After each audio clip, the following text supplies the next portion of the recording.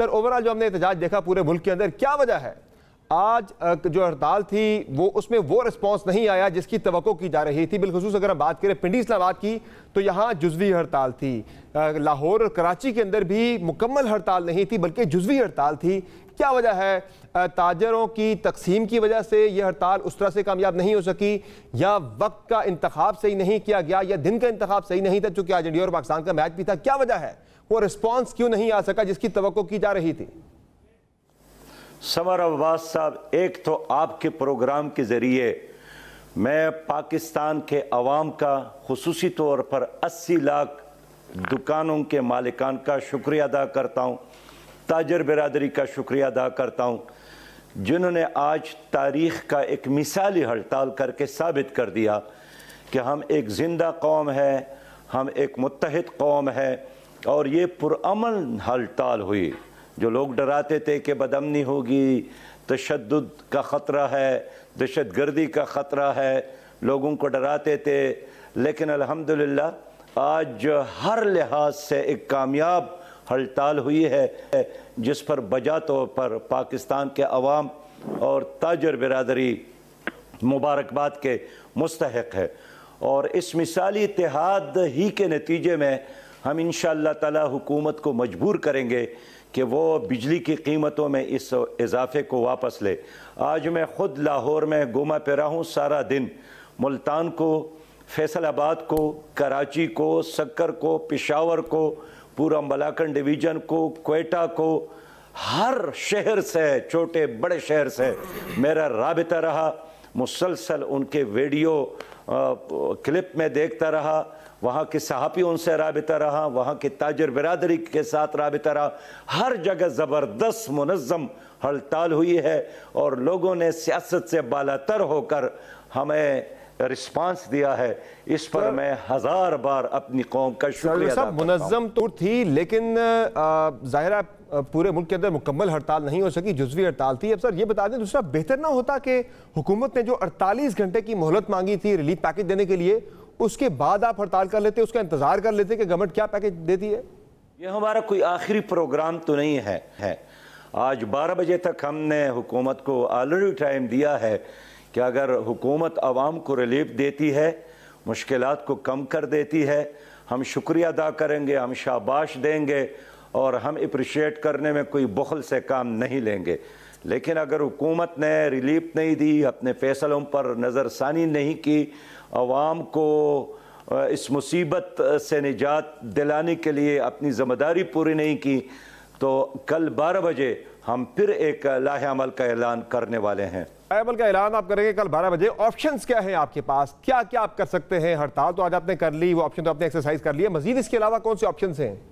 Summer Abbas साहब, ये तो हम कल ऐलान करेंगे, अभी तो बहुत सारा वक्त है हुकूमत के साथ कि अपनी इस फैसले पर नज़रसानी करे, आवाम की आवाज़ सुने। अब देखें, जिस तरह आज किसी भी दबाव और तशद्दुद के बगैर कौम ने रिस्पांस दिया है हमारे अपील पर, तो ये इसलिए कि कौम तकलीफ में है, कौम मुसीबत में है, कौम इसको बर्दाश्त करने का अब सलाहियत नहीं रखती, सांस लेना मुश्किल हो गया है। अब एक महीने में अपने 2 बार पेट्रोल की कीमतों में इजाफा किया, और इजाफा भी कि कोई 5 पैसे 50 पैसे नहीं, इतना बड़ा इजाफा जिसका माजी में हमने कोई मिसाल नहीं देखा है। फिर बिजली की कीमतों में, अब देखिए बांग्लादेश में हमारा पड़ोसी मुल्क है, 18 रुपये फी यूनिट है। अब इंडिया को देखे 16 रुपये फी यूनिट है। श्रीलंका में, भूटान में, नेपाल में, अफगानिस्तान में हर जगह बिजली हमसे सस्ती है। आखिर यहाँ क्या मुसीबत आई है कि आपने हर शहरी को अपने गले से पकड़ा है? अभी मुझे एक आदमी ने अपना बिल दिखाया, समर अब्बास, वही घर में रहते हैं, उसका किराया है 20,000 रुपया घर का किराया, और बिजली का बिल आया है खुदा के हुक्म से 40,000 रुपया। अब देखे वो क्या करेगा। खैर, एक बिल के लिए पड़ोसी से कर्ज लेगा, कोई भेड़ बकरी और भैंस फरोख्त करेगा, कोई बीवी के जेवरात वो फरोख्त करेगा।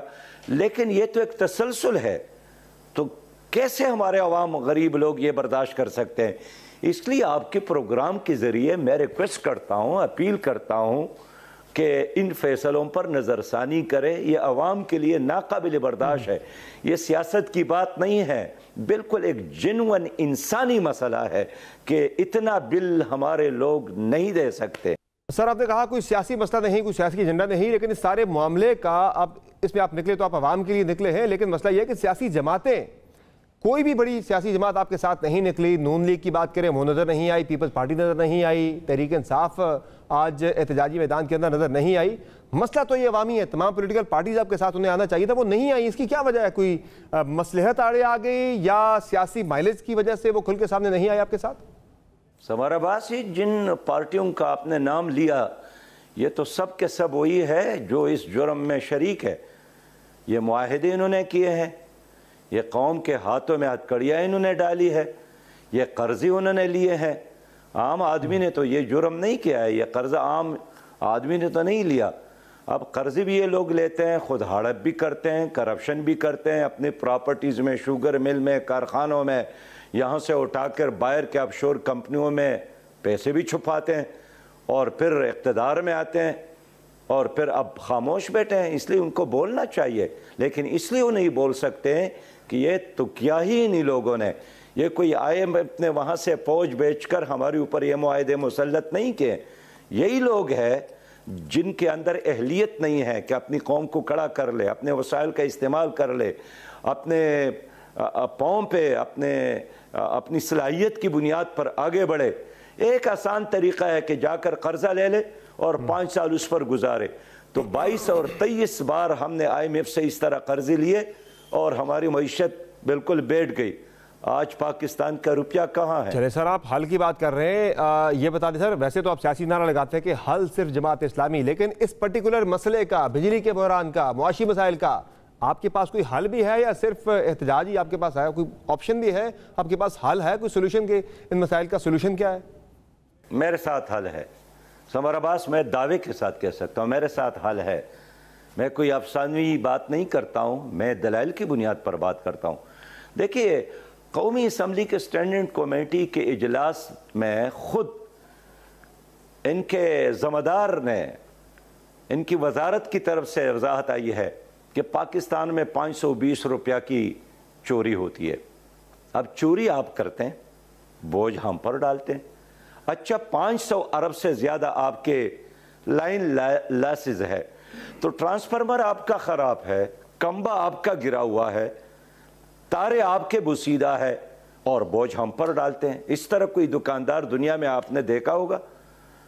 आप देखें कि खुद 1,90,000, और ये भी सरकार का अपना बयान है, मेरा नहीं है, मैं कोई इल्ज़ाम नहीं लगाता हूँ, 1,90,000 मुफ्तखोरे हैं। और ये मुफ्तखोरे कौन है? ये 22 ग्रेड के, 20 ग्रेड के, 19 ग्रेड के, 18 ग्रेड के ऑफिसर्स है, और वो भी 220 अरब से ज़्यादा ये मुफ्तखोरे।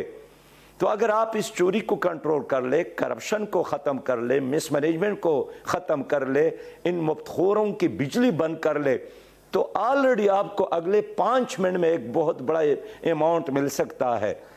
इसके अलावा मैं आपसे पूछना चाहता हूं कि अगर मुल्क के अंदर अपना कोयला मौजूद है तो आप महंगा कोयला डॉलरों में खरीद कर क्यों इस्तेमाल करते हैं? अगर आप खुद कहते हैं कि यहाँ पन बिजली से 1 यूनिट बिजली बनाने में पर 6.94 रुपये खर्च होता है, फिर आप 56 रुपये फी यूनिट पर क्यों चले जाते हैं? लेकिन एक आसान तरीका है, इसलिए कि जो मल्टीनेशनल कंपनियां हैं, जो बाहर कंपनियां हैं, ये कमीशन देते हैं। जो लोग उनसे मुआहिदों में इन्वॉल्व होते हैं उनको ज़ाती तौर पर बड़े बड़े मराहत देते हैं और फिर कहते हैं कि चलो क़यामत में देखा जाएगा, उस वक़्त देखा जाएगा जब क़यामत का दिन आएगा। अब हमारे ऊपर क़यामत है और जिन्होंने मुआहिदे किए हैं, कोई लंदन में बैठा है, कोई दुबई में बैठा है, कोई अमेरिका में बैठा है। इसलिए मैं कौम से कहना चाहता हूँ कि हल इन लोगों के हाथों में कम अज़ कम नहीं है। अब कौम देख ले कि किसने उनके साथ जो वो जुल्म किया है। सबसे पहले तो इनकी जायदाद उनको फरोख्त करके कर्जे अदा करना चाहिए, इसलिए कि इन्होंने कर्जे लिए, हमने तो कर्जे नहीं लिए।